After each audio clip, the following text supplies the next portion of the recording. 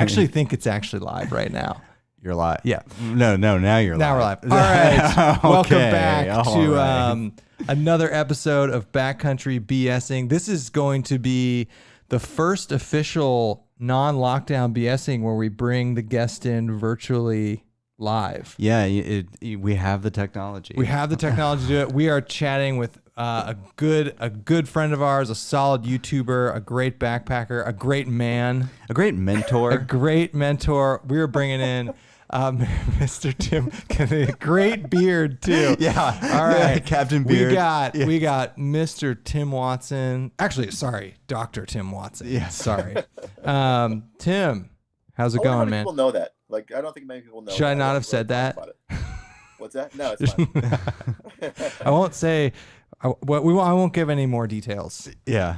He's an esteemed doctor. Yes. Tim, thank you so much for talking to us. Yeah. Tim, it's been a while. It's been a while. But you called in on on one of our live that doesn't streams. count though. That's like a little one. Yeah. But I was actually looking back, and I was looking back through the Backcountry BSing playlist, and I knew you were one of the first, but you were the second guest we ever had. You remember? Bryce was the first, right? Yeah. Bryce was the first, But yeah. that was a test. That was a test. Yeah. And I remember that was a great day. We drove up to Your neck of the woods. We drove up to Finley. We did some trail running. What was the name of that state park? Van Buren. Van Buren. Yes. Yeah. And then we BS'd, and then Andy made us fajitas. Yes. Yeah, which was delicious. And I pretty much take full responsibility for your guys' launch. And Hey, you are so much bigger of a YouTuber than Bryce. When we went from first episode to second episode, Yeah. it launched the brand, Tim. And Tim, we always give you credit too, because we were always super fangirls of your channel, and then like every once in a while you'd give us a shout out and we'd go crazy over it. Yeah, the early days. And then we did the and then before all that, we did the REI thing. Oh yeah. Which was super fun. And in fact, we were throwing around the idea literally a week before the coronavirus thing about doing another one of these. And we're like, we got to talk to Tim. Yeah. And then the virus came and that didn't happen. What fate. First, I know we chatted before we went live. Solid beard, man. Yes. From two people who can't grow facial hair at all. Are you gonna keep it? For right now, my wife is cool with it. I got past. I was telling Andy earlier the like funny prickly stage where she's like, "Don't come near me." But now she's like, "Okay, it's kind of soft. It's kind of smooth. She's kind of used to it." And but now I'm running into like beard maintenance issues where I'm like, "Oh, I really got to like take care of it. I can't just let it go." So do you have to like oil it and stuff? Yeah, what's that like? Yeah. So I'm talking to Jason Helmendaler. Oh yeah, as well. Yes. Yeah, it's a good resource. And I actually bought, of all things, I know, a beard straightener. Wait, hold on. Is that a thing? That's an actual device? Right? Yeah. So it's like a hair straightener, but it's like a beard comb. Like it clamps? Pinch. It's like a heated comb. You just pull through your beard, and it straightens it. How many days is this? Am I looking at? So since probably mid-April. Okay, so like a month and a half. Oh, yeah, I guess man. So. Yeah. That's Tim, solid. You're getting some good compliments in the chat. Oh yeah. Actually, it's funny because before growing the beard, I actually shaved the stash. Really? And I was completely clean shaven. Yeah, and then I just grew it because I'm like, whatever. Yeah. Back with it. And we should say, I need to mention this. So on the live ones, we don't actively look at the comments, but towards the end of the chat or the end of this, however long this goes, usually about an hour, we'll look there and see if anyone's dropped any comments for Tim. David Gray said your beard looks good, Tim. Thanks. That means a lot coming from David. Yeah. I feel like his beard's going to be a hot topic tonight. Yes. No, so there's a couple things I want to talk to you about. I want to talk to you about your recent trip. I also want to talk to you about your summer, trip. your summer stuff. If you can divulge it. Did you talk to us about that, or did Yeah, briefly, I think. That's open news, right? Where you're going? Yeah. Will you recap for the listeners what your big trip? That's like in July, right? Yeah, it's coming up here less than a month, so I'm already started training for it. We're going to Holy Cross Wilderness in Oh. Colorado. So we're going to do that Holy Cross loop that David actually That's right. made Nice. popular. That's Yeah. right. And so that's our plan. So we're booking, hotels are booked, rental cars are booked, and what else? Yeah, no permits to speak of, but already talking about looking at the top of the map and see where we're going to stay each night. So I'm really excited for it. Are you over the point of like, are we past the point of like COVID's going to stop me from this trip, or is it's go game on? It's game on. I don't think it's going to stop us at this point. Yeah. God forbid there's a huge flare up or Yeah. the airline goes under or something like that. But for right now, we're going. Good. I was supposed to go to Colorado for a wedding like a month after you guys are going to be there, and they just were like, we're going to do the wedding in a year. They're like, oh, Wow. we'll just cancel. Yeah. They're like, just same date, 2021. And I was like, and I had everything booked. That burned. Ooh. Yeah. Still can go. No, See, if I it were- canceled everything. Nothing to the bride and groom, but if it were me, I would just be like, hey, let's do something small.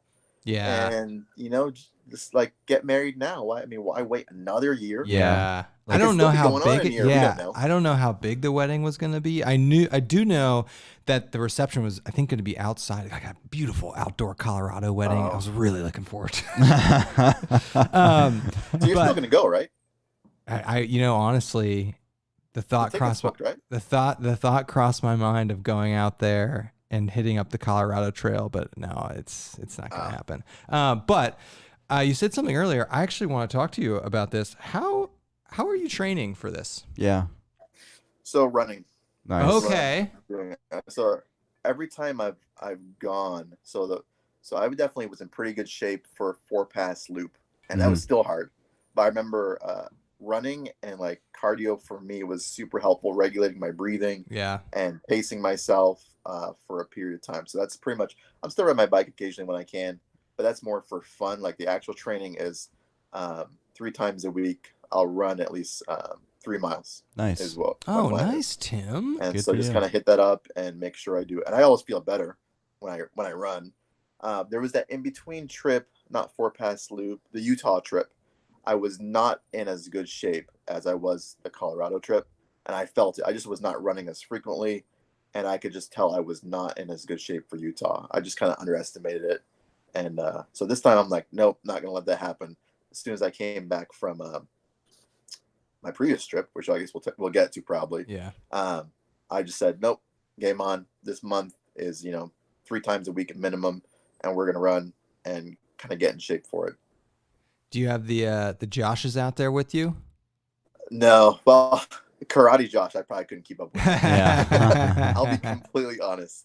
I think even before we went on our last trip, he's like, "Oh, I'm just gonna do a 20-mile bike ride and then come back and drive in the car and then hike another 10 miles, and we're good." But no, and Subaru, he is definitely into the cycling. Not the, I know he that. probably will break his ankle if we keep running. Or something. He's in the chat right now, and he's probably just starting to think about Colorado. His ankles will shatter. Yeah.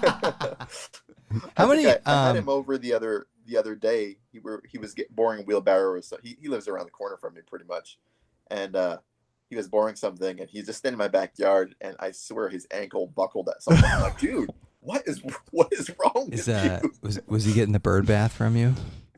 He was not. He was actually just he was doing some mulch, so he was getting a wheelbarrow, shovel, that sort of thing. Okay. In all seriousness, and Josh is in here, like you start rolling your ankles and spraining your ankles, they become more susceptible. Like, it's time for an ankle brace. Like every once in a while, I have to wear it. He used to backpack with one. Yeah. He used to take an ankle no brace. shame. With him.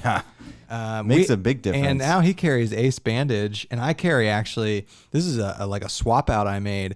Instead of, I used to carry an Ace bandage too, because I've had every trip I'll have a bad ankle roll, and I was like, I'll carry some Ace bandage, but now I carry that not LK. I carry that KT tape, that kinesio tape. Have you ever used that stuff? No. Oh, it's fantastic. It's for how light it is, and you could just cut a couple strips of it. It's a good backpacking first aid kit edition. Yeah. It's super light, and it is as strong as a brace. So I carry that stuff now. Yeah. But I've considered like just kind of carrying a knee brace. You know those single strap knee braces, especially for me for the downhill. If I have a lot of downhill up and down, my knees could hurt. But all I've done to adjust for that is kind of bend my knees when I go downhill and use trekking poles, and it's been fine.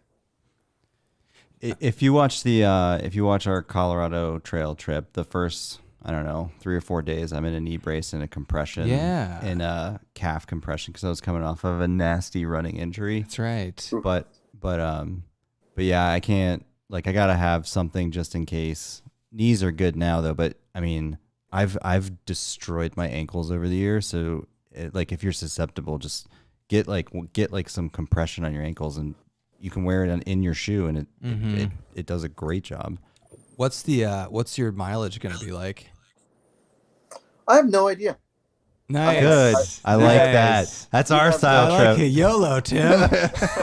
We have the route planned. We have like ideas of where we're gonna start. Like I know the first day or two is gonna be, hey, we're gonna camp near the trailhead, and then we're gonna take that first pass, which is the highest pass. I'm not even sure what it is, 12.5 maybe. Oh, nice. And then, we'll probably come down a camp on the other side, and then from there, honestly, it's just kind of like whatever, we'll meander around. Yeah. It's kind of after that first pass, from what I remember seeing the topo, it's pretty much a very slow downhill back around to the car. So wait, so did you say day one or night one? You're gonna land and then do a 12.5 pass that day? No. We're gonna land and then we're gonna like stay at like pretty close to the trailhead is the plan for right now. So still at whatever that trailhead is, 10.5, something like that. Very similar to what we did when we went to Four Pass Loop. Is we flew in, we drove, and then we pretty much got on the loop and camped like, I don't know, a mile or two in. That way it set us up for a pretty good kind of launch day on day 2. Do you bring any sort of different like nutritional or food sort of things when you're at altitude? Are you doing the ginkgo? You did that last time. No, ibuprofen is what I'm going to do. Oh, nice. That's Classic. what I did both times, both Colorado and Utah. I think I've shared it before, just like what I do for altitude sickness. So as soon as I get on the plane is where I'll start the ibuprofen regimen, and probably I'll only do it for probably 2 days this time, because it's only once I start hitting above like 11,000 feet is where I feel weird. Yeah. The altitude weirdness.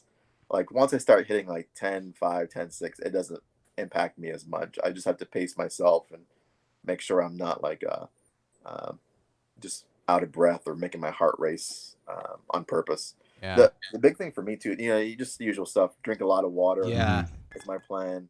I do something weird though. I don't know if you guys do this at all, but I gulp a lot of air down because I'm trying to breathe a lot. That makes sense. And so I actually end up with like, and it's not a heart thing. It's like almost like a chest pain because the air pockets kind of get stuck. It feels like in my stomach.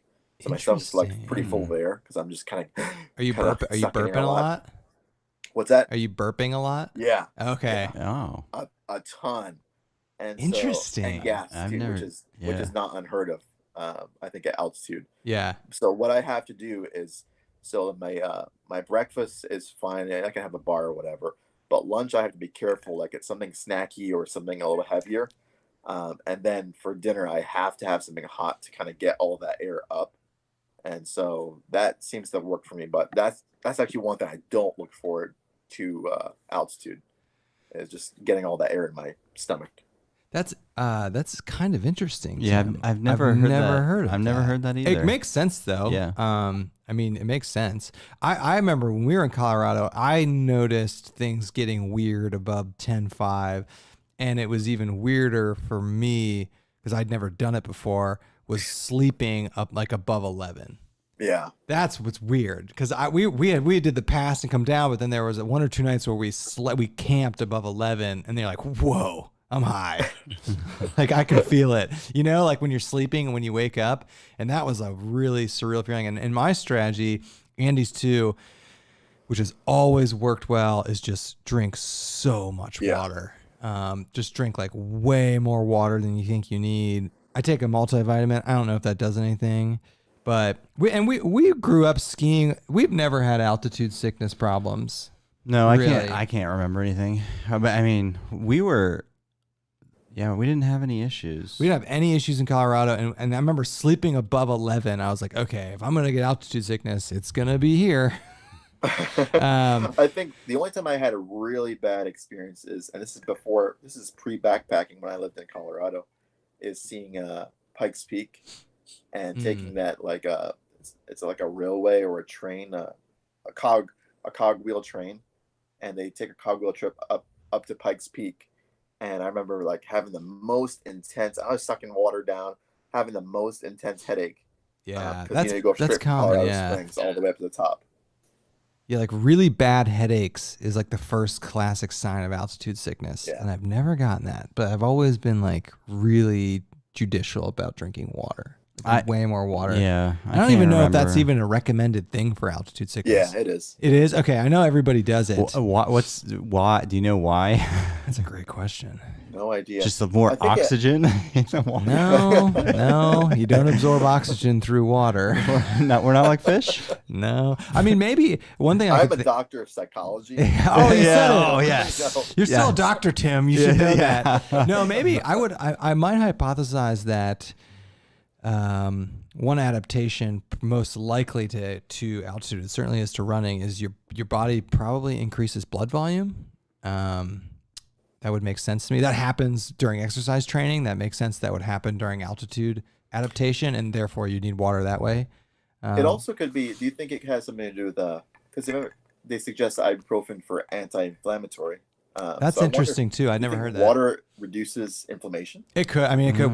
Just the other thing is drinking a lot of water is just really good for it. It's like drinking a lot of water. I used to tell people this: drinking a lot of water and getting a lot of sleep are like it's good for every single organ system. It's like it's just like really good for you to stay really hydrated. But I never knew. Actually, I didn't know that ibuprofen was an altitude sickness strategy. Wait, so there's one study out of Stanford Medical that did like an experimental study with a small group, and that's kind of what I'm basing it on. So I saw it somewhere else, and I read the study, and I'm like, okay, because you have to be careful because some people have reactions to ibuprofen. Right.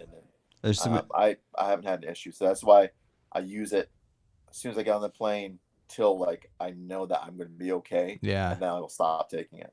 But have you noticed it working? Yeah. Nice. It's pretty much like every 6 hours. So it's like wake up and then lunchtime and then right before bed, take another dose and then wake up, do it all over again. For at least for 4 passes, I did it for I think 2 days like that. So every 4 hours, whatever the dose is, I don't remember what it is. I'm not giving medical advice. Those But doctors so at big Stanford are onto difference. something. No, I did not know that. But we're taking ibuprofen anyway because from hiking pains. And but honestly, like I felt so great on 4 pass loop doing it. I'm like, man, nothing hurts at all. That's interesting. So is altitude sickness linked to inflammation? Might be. I think so. Like, Might be. I think you're. That's what they think. I think they think that's the reason why ibuprofen works. Oh. Yeah. But I think I want to see your brain, or just the skull pressure. I'm assuming is increasing, or that would make there's sense. more increased blood flow, like Kevin was talking about. Who knows? So Scott Valor in the chat said something pretty interesting. He said easy there. Sorry. It is the increased blood volume that helps you carry more oxygen. Oh, Kobe. That was a total guess. That was a total guess based on my understanding of the physiology of the human body at exercise. Interesting. That's cool. Thanks, Scott. Pretty impressive. No, but the ibuprofen thing is really cool. And then Scott and David also mentioned that bourbon is great sleep aid in the mountains as well. So Tim, there you go, Tim. Do you guys ever take alcohol with you? I usually do not, but do some people? Yes. If you had to, gun to the head, what would your camp drink be? Oh, let's see. It'd have to be a really dark beer. So a Nice. stout or a porter. That's a good one. Chocolate stout, coffee stout, I see. porter of some kind. I see Subaru Josh pulling that too, like a yeah. microbrew or a coffee stout or something like that. It can be anything like that. I pretty much whenever our post hike meal, I'll be like, hey, what is the darkest porter or stout you have here? What do you recommend? So even from our last trip, that's what I got last time. And Russian Imperial type stouts, Yeah. those kind of things are just so good. And it's a funny reason why I grew up drinking a non-alcoholic malt called Tiger Malt, which is super hoppy. It's really dark, no alcohol in it. And when I came to the States, I couldn't find it. So I tried to find like the next best thing. I had, your pale ales, and I'm like, this stuff is gross. Or your IPAs, I'm like, oh, this is awful. But then I found a porter or a stout. I'm like, this is it. This is exactly what I've been looking for. Interesting. It's called Tiger Malt. Tiger Malt. It's like a Barbadian. I was gonna see if it's non-alcoholic malt beverage. Oh, interesting. Google it. I've never heard of that. Yeah. Sounds like that's a thing people drink, a non-alcoholic malt. Yeah, it's like a very hoppy beverage. Yeah. Is it carbonated? Yeah. Oh. Yeah. Comes in bottles. Sounds good. You should get them to sponsor you. Tiger Malt. Thanks, beer. Do you have any other backpacking trips planned for this year? That is the only one planned for right now. Yeah. So that would be in July, and then pretty much August will roll around, and I'll probably be back in school here soon. But yeah, that's all I have planned for now. Definitely this is in January, but we'll always do the Oil Creek trip in we need January. to make it. We need to make it out for one of those. Yeah, totally. I know. It's a blast. Do you think? So we'll probably do something in September or October. I'm not sure where. We haven't done the gorge this year, but. Oh yeah, you're gonna have to carve out a weekend for the Ohio YouTube meetup. That counts. We'll have that again, right? Yeah, maybe if Restless ever. Well, yeah, everybody's too lazy to organize it, so he has to do it. Yeah, yeah. Andy and I, before last year, had never been to Red River Gorge. That's also a sweet area to hike, and I always thought, and they do a Hammock Forums meetup there, but I thought a Hanson's Point YouTuber meetup would be pretty fun as well, because that's pretty accessible. Like, remind me what you guys have planned for the year. So honestly, we're not a whole bunch. We're going to Zaleski next weekend, but we did a bunch of backpacking. We've done, I don't know, 6 trips already this year. Yeah. And I think we're gonna try and swing. So our sister lives out in Reno, Nevada now, and it's effectively Lake Tahoe. It's like 7 miles from there. Yeah. So I think we're gonna try and swing some stuff out there late summer, early fall. Have you ever been out there, Tim? Tahoe? No. Oh man, I've heard it's beautiful. It is, and it is not a disgust. It is a fantastic backpacking spot. I went out there our sister moved out there last summer, and I went out there and did just some quick one night things because she lived out there. And there's a trail called the Tahoe Rim Trail. Yes. That's a very common through hike trail. Actually, Spaguyver's doing it this year. And it is beautiful. Like, it's Northern California, like almost like John Muir Trail looking stuff. And I was like, whoa, this is 10 miles from Reno, Nevada. Yeah. And they're making a connector trail to it from Reno. Really? Nice. Yeah. So that's the only reason I know about that rim trail, I think when we did, maybe it was Mount LeConte, when we did that, it ended up, there was a lady who was staying at the shelter with us in the Smokies who had done that trail, and she was just talking it up, and I was like, wow, sounds really cool. It is cool. I've only done 2 days on it, but it's just so much different than, I mean, it's similar to Colorado backpacking, like just so much better than backpacking here in the Midwest. Yeah, and that's exactly what I'll do. I'll probably do Colorado or out west every year if I can. Yeah. If I can swing it. It's just so different. It's so worth it. Like, it's hard, and there's points where you're like, boy, this is super hard. You're going up this pass or whatever. Yeah. Especially when you see the approach to the pass for the first time, you're like, wow, that's really high. But it is so worth it. Yeah. It is like one of the best experiences, I think. It's so picturesque to be able to see like different environments like that. And we found too that when we did the Colorado Trail, the grading was actually very gentle. Now, granted, I don't know what Holy Cross is like. Yeah, but like it is kind of intimidating when you're like, oh, we have a 9-mile climb today, but it's soft. like, yeah, it's a soft, easy climb. I mean, there's some hard climbs. Don't get me wrong, but Yeah. it wasn't as aggressive. Yeah. It was weird.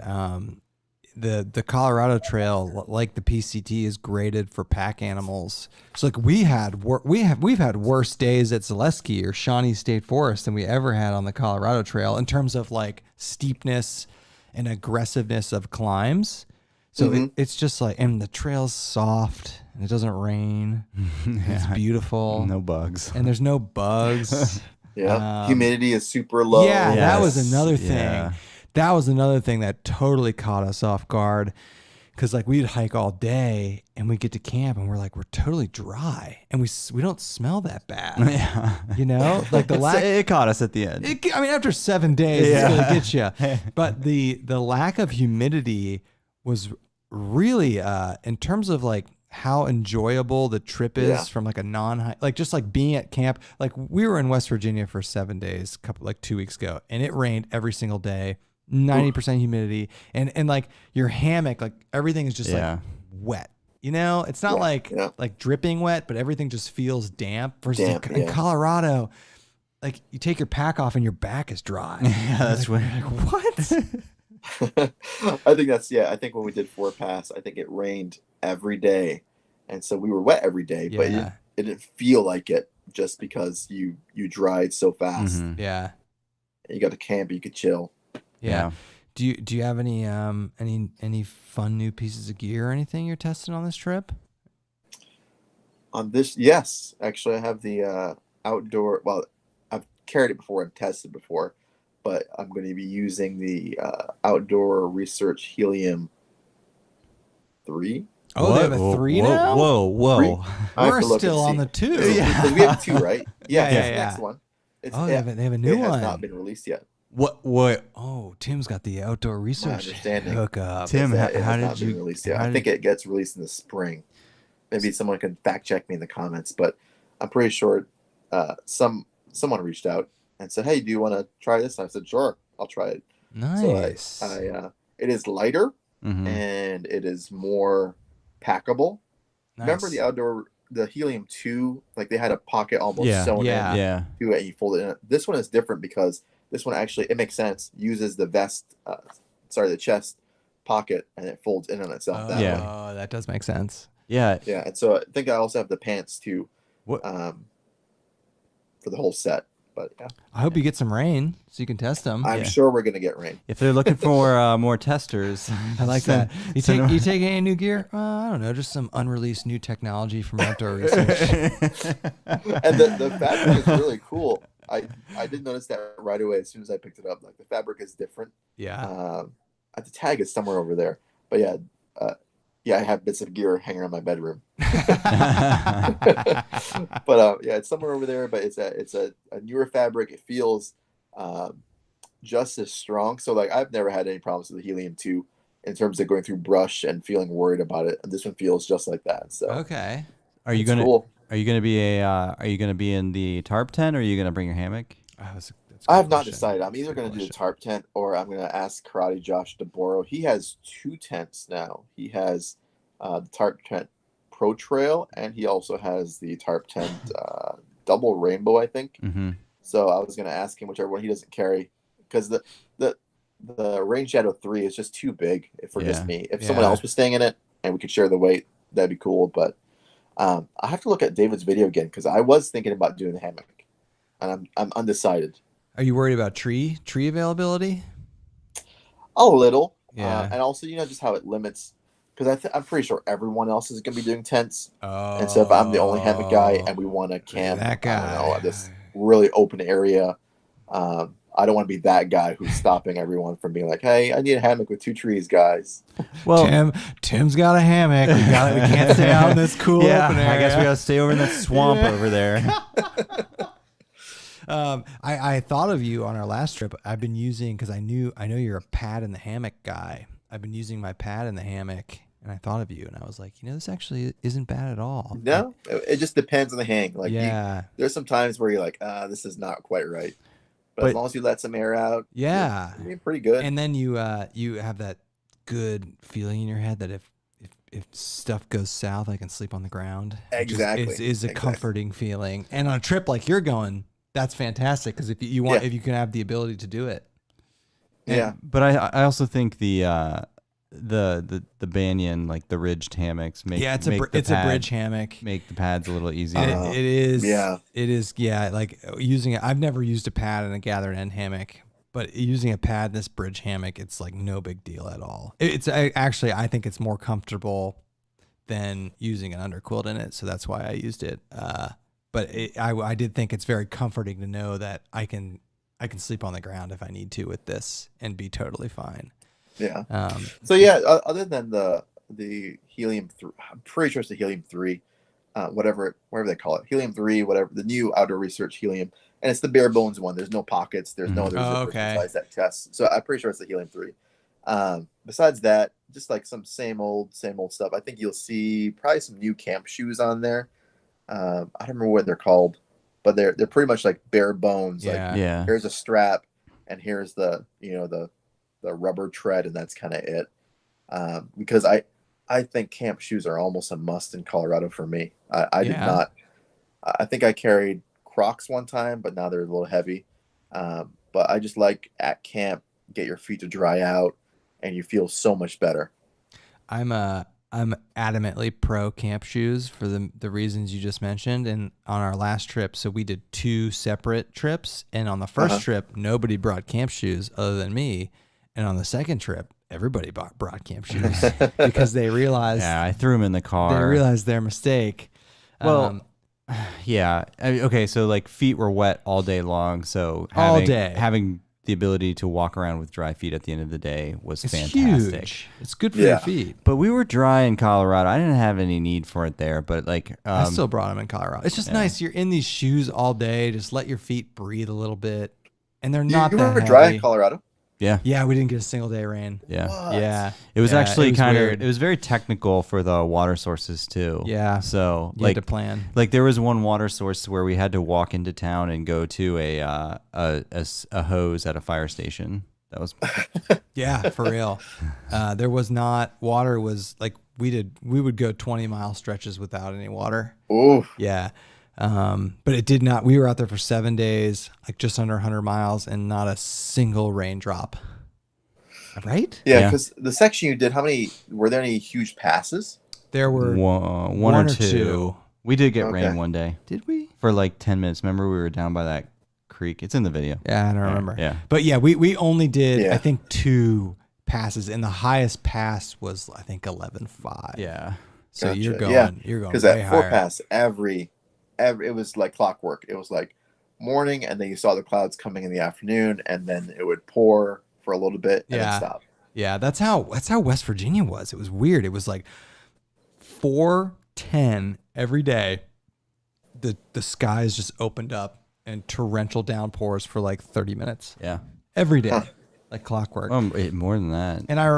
And going back to Colorado, I remember thinking in Colorado, man, if I'm up on one of these passes and a thunderstorm comes in, that's kind of scary. Yeah. You know? Especially at 12.5. Watch David's 4-pass video. Yeah, that's true. That does happen. Yeah, I remember Karate Josh and I were talking about it the other day about coming down a Frigidaire Pass, and like that probably being the most terrified I think I've ever been backpacking, just because the lightning was around, it was striking, and I think it was funny. We were just remembering I passed a bunch of these kids who were heading on the pass with us. I'm like, hey, do you mind holding your trekking pole up in the air and like walk next to me? And he didn't think that was too funny.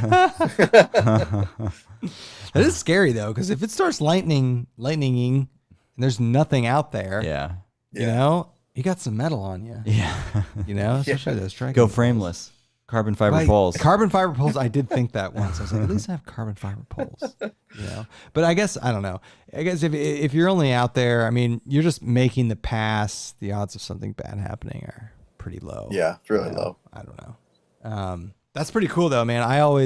When we were out in Colorado 2 years ago, I was like, I never realized how much awesome backpacking there was in Colorado. I mean, there's a lot of, other than the Colorado Trail, there is so much good backpacking in Colorado.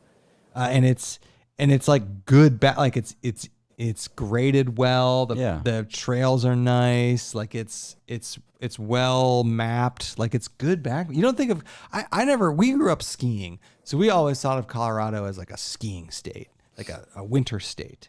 But there is a solid amount of summer backpacking activities out there. Of course. I never realized that. It's amazing. I still remember, like I mentioned Pikes Peak, and because I lived in Colorado, and that was one of the things people did is Pikes Peak, and I still remember doing that and going up in the train and be like, who are those idiots out with backpacks on, like, climbing up? Joke's Pikes on Peak? you, Like, Tim. Who does that?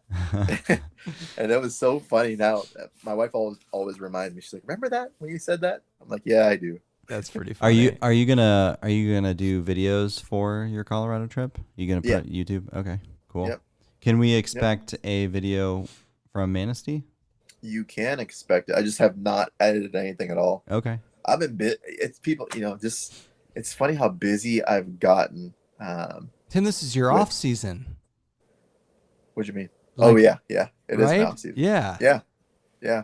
But I've been keeping busy with my urban homestead here. Oh, right. The chickens in the wood shop. That's Yeah. Is that why you have the beard? I forgot about the chicken. So the chicken coop is finally done today. Like I got everything trimmed out. Wow. And it's funny because I've never really built anything in my life, so this was a little tricky for me. Yeah. And I'm using limited tools because I'm like, I didn't want to spend a whole lot of money. So my tools were a circular saw. I already had the drill and an impact driver. A jigsaw is what I bought, and I bought a pocket hole jig. Okay. Did you get the Binford 3500 pocket hole jig? Tim, Okay. that was really good. That was good. You could have made a cool YouTube video about this. Did you think about it? That's what Subaru was trying to convince me to make a video, because in addition to the coop, I still have to build a run for them, and then the chicks are right now in my den area in a bin.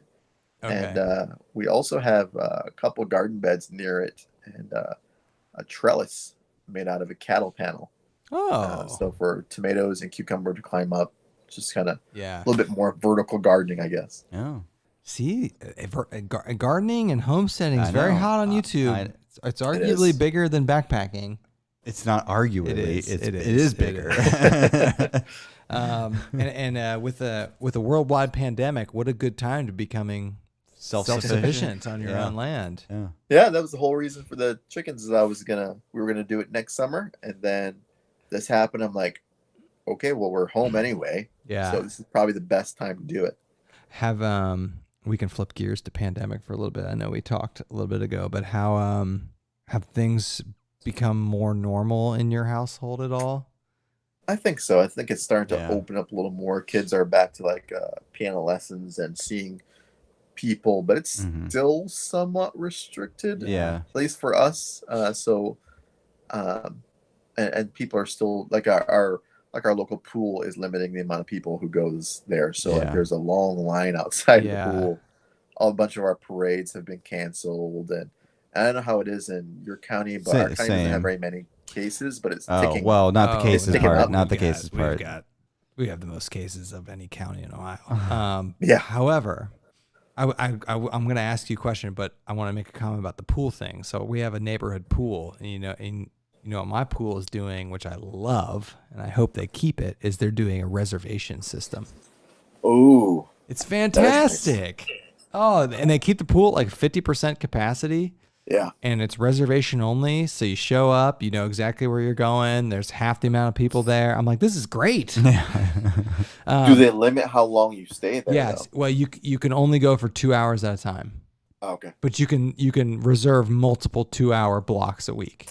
Oh, okay. And the only time it's not bad at all. I hope they won't, but I hope they keep it going for ever, but they won't.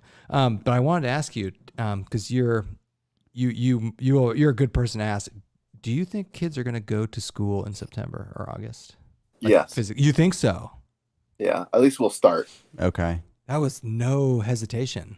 Yeah. Well, I just get the sense that we have to plan we may not be for forever. Right. Yeah. But I think word is that we're going to start Once again, barring any like flare Yeah. ups or anything. But I think we'll start, which is good.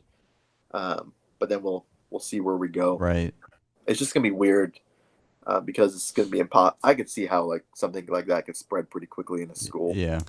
I think there was one time we had a case of norovirus and we had to shut down because Oh, really? it was in a middle school and there were kids throwing up all over the place. Oh, God. Yeah, it was like within everyone was fairly normal that day to start with, and by the afternoon we had to close down, send people, and not open the next day. Luckily, it was like it had butted up to like Thanksgiving break or something, so we just closed down a day early, sanitized everything, and said, "Hey, we'll see you guys back after break." Wow. I see. Okay, so maybe this. I never thought. I thought they would just, because you listen to DeWine talk and you don't know what, but I thought they'd be like, all right, we're virtual school for the next 6 months. I didn't think maybe they'd start it and then if it gets in there, shut them down. So like there's some schools that are having like levels. So let's say like red, yellow, and green. And so green means, hey, everyone's here. Yellow is like a hybrid approach, like online, less and then people, some people on campus. And then red is like, hey, everyone's at home. So interesting. This is we'll good see where it insight. goes.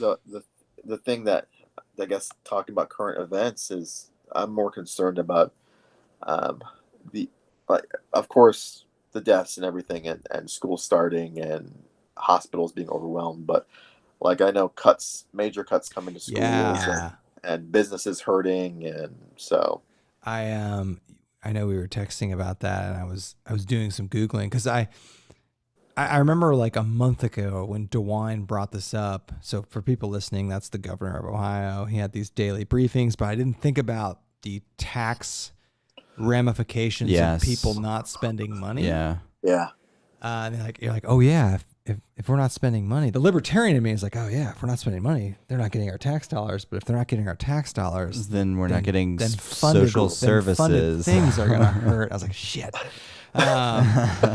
So do you foresee? I mean, I guess it's kind of obvious, but is there going to be like a major impact on the education system? Yeah, I think so. Like, I think there's gonna be a bigger disparity than before because I mean, there's some local areas that will be fine because if they get a lot of local funds, and I think everyone's gonna feel pain, but people will feel different levels of pain. Yeah. So, for example, I know we will be getting some cuts in terms of funds for sure, and then we also have like we get some money through the federal government did the CARES Act. Yeah, remember that? Yeah, and so we get some funds through that. So people were thinking, oh, so you guys are good, right? You're that kind of no, it doesn't wash out that way. Yeah. So we're going to be getting, I think, half of what will be cut. So it helps. Don't get me wrong, but it's not going to be. And the thing that bothers me all the time, though, is that that probably means that music and art will suffer. Yeah. And like those kind of programs. I know we're probably going to cut out any field trips. Is that sort of thing. Are music and art like on the chopping block? They're the first ones to go. Yeah, always. Really?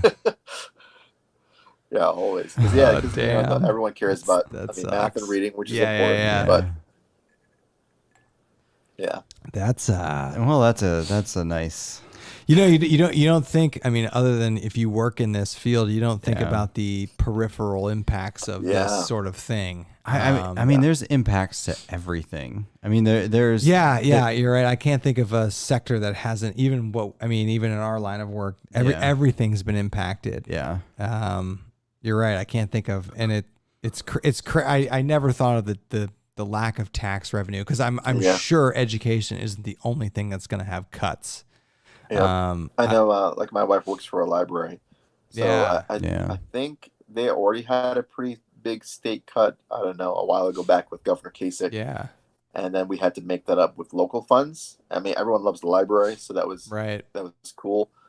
But I know a lot of school levies after this did not pass because people were concerned about their taxes going up, and then not be able to make it up with work. So you just gotta move down to Columbus, Tim. We pass like every school levy. Yeah.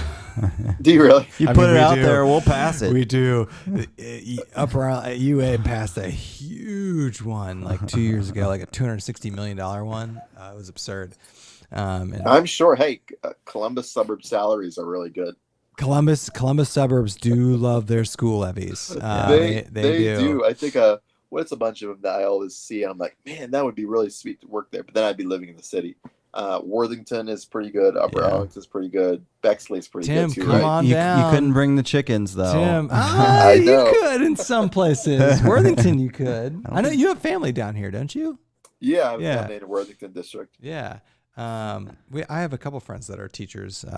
I know you're not a teacher, but they're in the education system. And Yeah. They always tell me that the suburb jobs are like sought after. Yes. The teaching jobs Yes. in the suburbs are sought after. A while ago, I think I interviewed and was offered a job in Cincinnati. Blue Ash, is that the name of the place? Okay. Sounds Blue Ash. familiar. Yeah. And so yeah, it was very much like those areas. Yeah. But my wife is not a fan of the city. Yeah. Even Finley's Oh. too big for her. So What? Really? yeah, she probably would go more rural than this. Interesting. Okay. Country wife. Okay. Is she taking over? Finley's too much of a city for her. Finley Yeah, Finley right. is just a big marathon refinery. That's all it is. Hey, we have Whirlpool. We That's have, right. Like, You do a Ball Whirlpool. Metal. Yeah. We have who else is around here? That's I pretty should funny. know all these off my top. You of my head. should. You're city councilman. Former city councilman.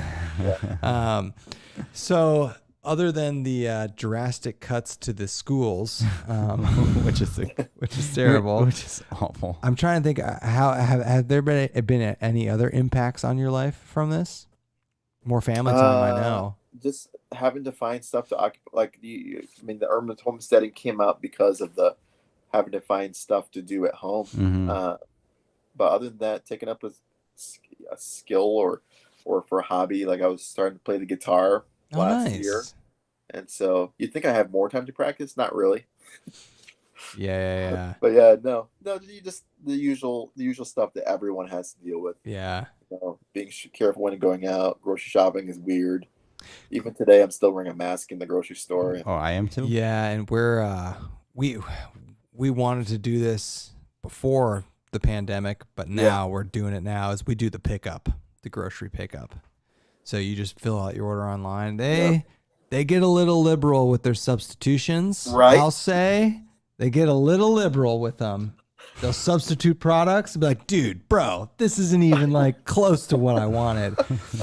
But other than that, it's fantastic. Now, I've always wondered, because I don't know if anyone does this, can you just refuse a substitution You and can. say, hey, we'll refund you? You can click like no substitutions for an item, and then they just won't charge you for it. I've you I've can. never minded the substitutions. Neither Some have of them. I mean, some of them are a you're little. like, Some of See, sometimes they try to make it benefit you, so you get like a bigger package, Yeah. with a more expensive brand name or whatever. yeah. But I was I wanted to do that for years because I hate going to the grocery store. Well, I know. I mean, I think I will definitely use like Prime Fresh, and from We've been doing Amazon Prime Fresh a lot. Whole Foods. I don't think you have that in Findlay, do you? You can't No. get that stuff yet. Yeah. He does grocery delivery. Yeah. I haven't done that yet. I do it all the time. because we live so close to the grocery store. I do it now because I'm lazy.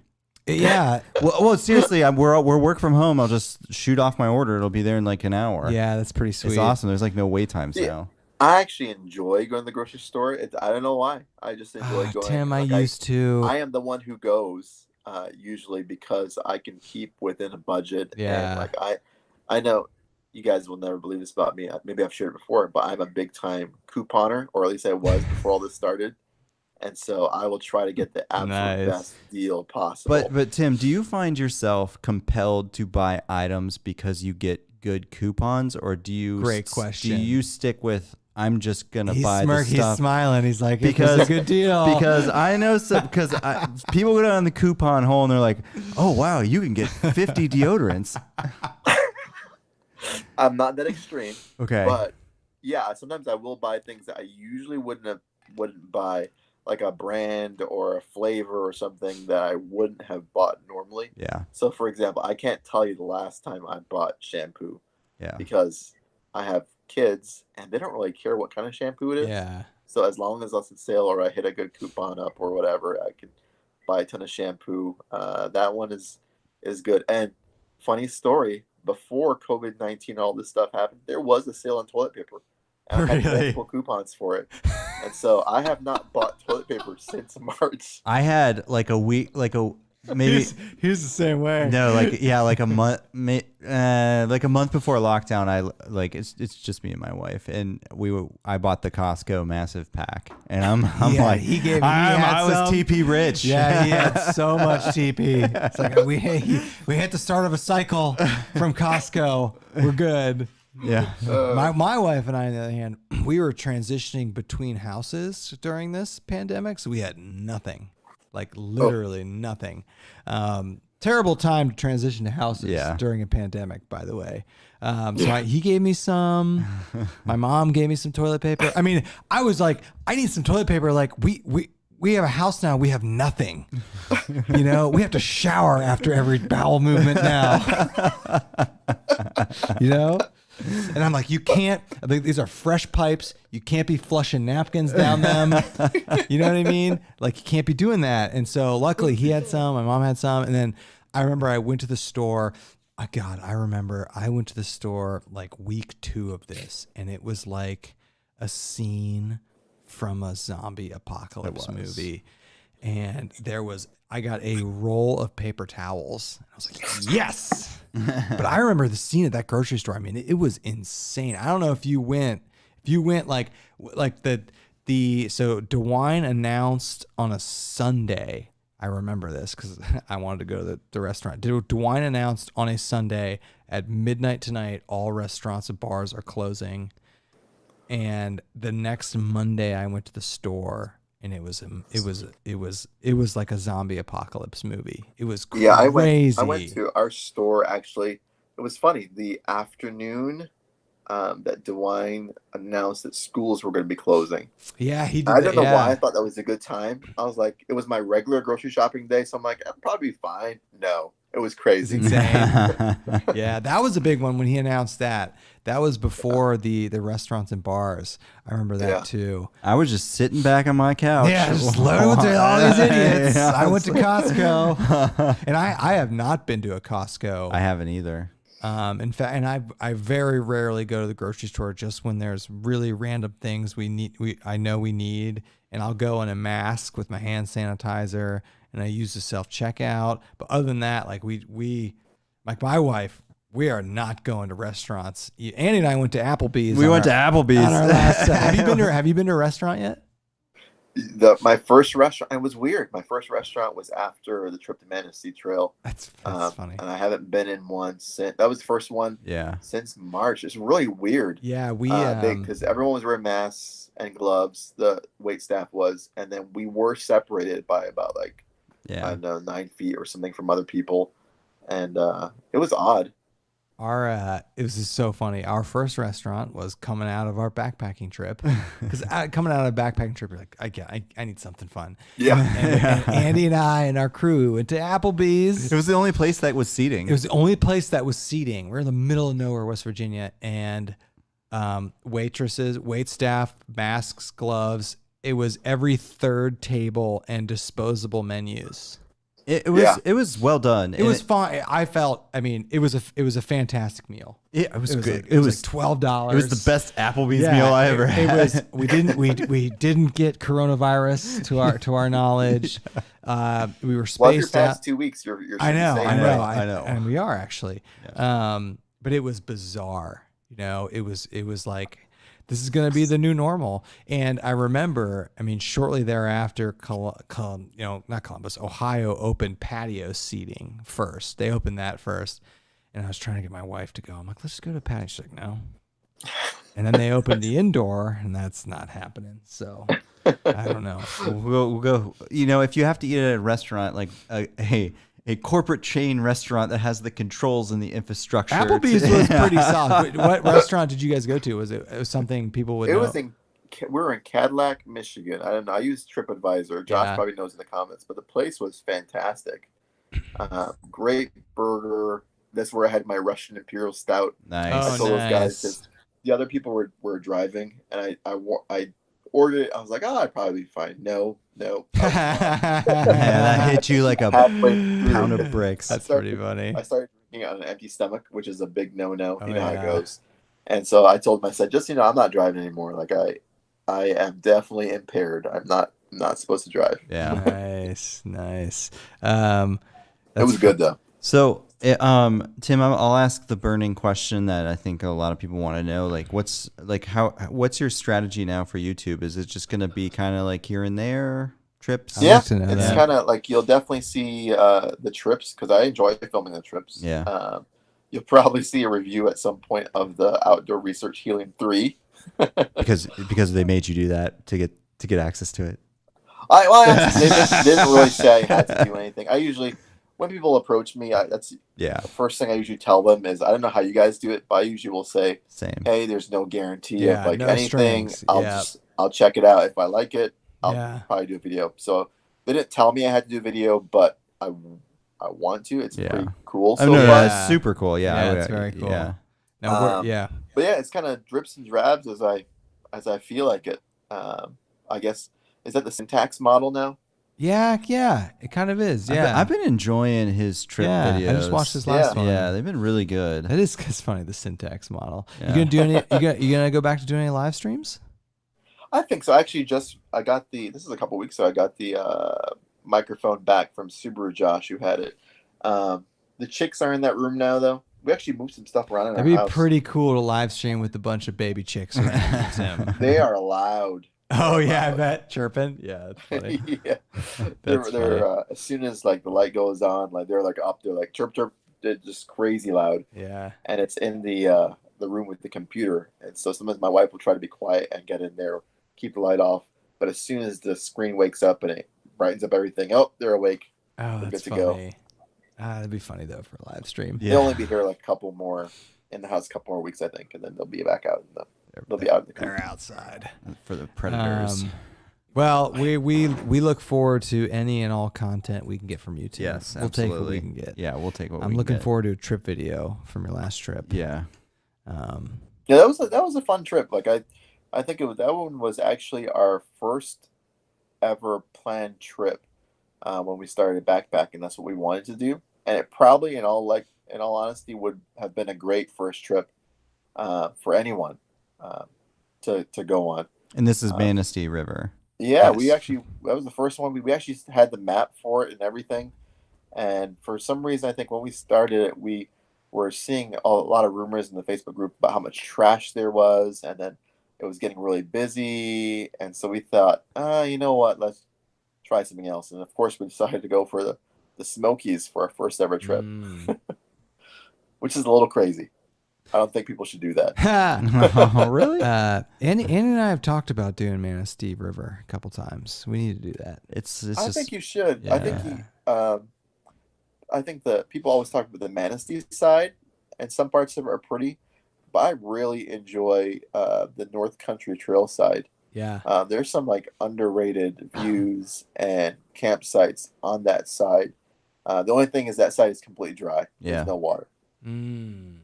Yeah, we gotta put that on the list. We did part of the NCT on Pictured Rocks. But see, the problem is, how far is that drive from Findlay, Tim? It's 5 hours. 5 hours. So that's not bad. Add 2 hours. 7. So that's us. 7. But in 7, we can get to a lot of cool places. Yeah, but this Manistee looks pretty cool.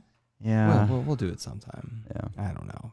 I forget. Yeah, that's the nice thing about Ohio. Actually, I always tell people is that you're not like in a lot of cool backpacking spots, but you're within reach of a day's drive of a lot of cool spots. That's what we tell ourselves, Tim. We live here, and we're like, there's nothing cool here, but within 5 to 7 hours, we can get to some really cool places. Yes.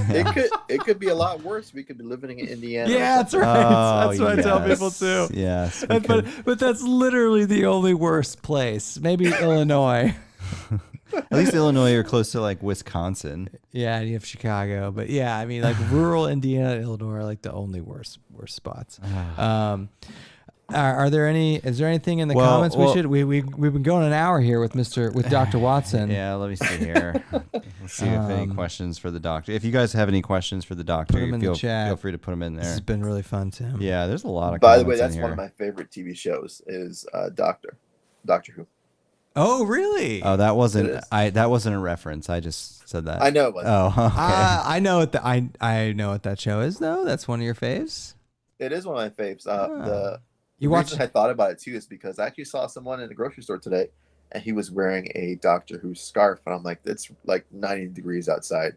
Why are you wearing that That's scarf? true. I forgot it was blazing hot today in Ohio. Yeah. Hey It was. Tim, Scott asked what loop are you doing in Colorado, or what area again? Holy Cross Wilderness. Holy Cross Wilderness. That's right. Yeah. That's right. David Gray has the video of the route. Yeah, David Gray has all the planning done for us. And- Yep, pretty much. It's nice. That's right, Pass that's where I'm like, okay, this is a pretty popular one I want to hit up. Dale, Or something, who knows? Like even 4-pass loop now, I think you have a permit. So there's some spots I want to hit up before. Like who knows if you can go backpacking them for Yeah. for however long. Dale Smith asks, "Is there a link to the ibuprofen study?" I don't know. If you Google Stanford Medical ibuprofen altitude, it should pop up. Cool. Or if you look at my channel, I have a link in my what I do for altitude video. Nice. I like a good science-based behavioral trait. yeah, Tim. That's good. Chris Smith. That's why I was like, when I heard about it from somewhere, I was like, I gotta find the actual study. Yeah. Read the study. Absolutely. And so the group is not great. But I'm Man. like, oh, I guess their effect This size is okay. This is a fun fact. Did you know the people who pioneered the field of altitude research were a group of Stanford doctors? Huh, I did not know that. Yes. After the Mexico Olympics. Fun fact. That's when all this happened. While he gets it. Chris Smith says, "Y'all ever think of doing the Foothills Trail in South Carolina, North Carolina?" I'd like to do I don't know about you guys, but I have not. Just some things that stop me from certain areas are the drive. Yeah. Honestly, North Carolina like, as a haul. yeah, that'd be a haul, and then you're talking like, how 12 hours in the car? Do you think? Yeah. 11, 12. Well, yeah, I forgot you're 2 hours north of here. I mean, Yeah. it's 10 or 11 for us. So What yeah. What's it to pictured rocks from you? Oh, 8. Okay. Okay. I want to say, and so which means it takes you like 9 or 10 Yeah. between stops and Yeah. whatever. Going across the bridge. Picture Rocks was definitely probably the longest trip we've done in terms of drive time. And then so that's one reason we haven't hit up the Whites yet in New Hampshire. It's just the drive. Yeah, that's a solid drive. Yeah. We flirted with going there this 2 weeks ago, and it was like it was also like East Coast coronavirus, not a great place to. Here's an interesting comment. Tyler Campbell Outdoors says, "Currently watching from a tent in Linville Gorge." And have you been to have you done Linville Gorge? I have not. I've seen you guys' video. Yeah, on it. it's another North Carolina spot. The first half is incredible. The first half is beautiful. I mean, there is a trail there. I mean, it is truly awe-inspiringly beautiful. Yeah. It's pretty cool. The second half, don't do. Just do the east side of it. Anything else? Not really. A lot of banter. We got a lot of YouTube stars in the There are, chat. there are, Tim. You have to go back and see the chat. There's a lot of YouTubers in here. Yeah. Who is the biggest star? Who's the David, biggest? probably. I saw, Probably David. I saw Devin in here. Oh yeah. Oh, Devin's in there. That's Devin's right. in here. Probably Devin. Devin, backpacking with Jason showed up. All Things Outdoors. There's a lot. Nice. We got the Yeah, crew. the usual crew. I made them all moderators. Yeah, Andy did. They're all moderators on our live streams now. It's great. Thanks, guys, for moderating. Yeah. All right, doctor. Good doctor, sir. Yeah, Tim, thanks so much for chatting with man. us. This was It's good really to catch fun. up. This is really fun. Yeah, thanks for having me. Yeah. We got to come see you in person one of these days. I know. So, Once this COVID thing is is over and we all get that Bill Gates vaccine with microchip in it. Yeah. Oh, I am yeah. totally messing. Yeah. If anyone watches this, that is totally not me. That's funny. Have fun. If I don't talk to you, I'm sure I will. If I don't talk to you before Colorado, Yeah, I please can't wait have for fun. the- I can't wait for the video. Yeah, I can't wait to see that cool new outdoor research tech. Yes. Yes. I'm sure you'll see it. Okay. All right, dude. All right. Thank you, right. sir. Thanks, Tim. Later. All right, Yeah, see you, man. And thanks everybody for showing up. Yep. Talk to you later. All right, see ya. Bye.